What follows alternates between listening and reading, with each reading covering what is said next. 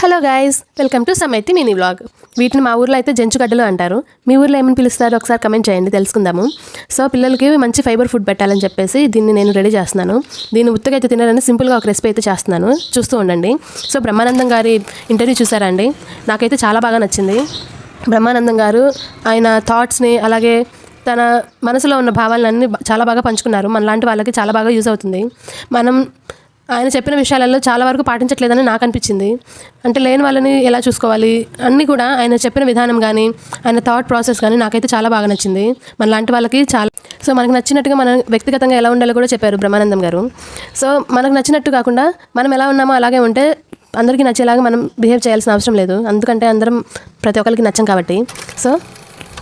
So ఇలా గీలో కొంచెం బెల్లం వేసి దీన్ని రోస్ట్ చేశాను అనమాట లైట్గా. సో పిల్లలు తిన్నారు. సో నేను సక్సెస్ఫుల్ అయిపోయాను. మా వాడికి చాలా బాగా నచ్చిందంట. సో మా చిట్టి కూడా నాకు చాలా బాగా నచ్చింది, సూపర్ అని చెప్తున్నాడు. తిన్నాక సూపర్ అను అని చెప్పి నన్ను అడుగుతున్నాడు అనమాట. సో వాడికి చాలా బాగా నచ్చింది. మీరు కూడా ట్రై చేయండి. నచ్చితే లైక్ చేసి సబ్స్క్రైబ్ చేసి సపోర్ట్ చేయండి. See in the next video. Bye. బాగుంది. ఏమనాలి? సూపర్ అనాలా? బాగున్నాయి అంటే చాలు, బాగుంటాయి అని చెప్తా.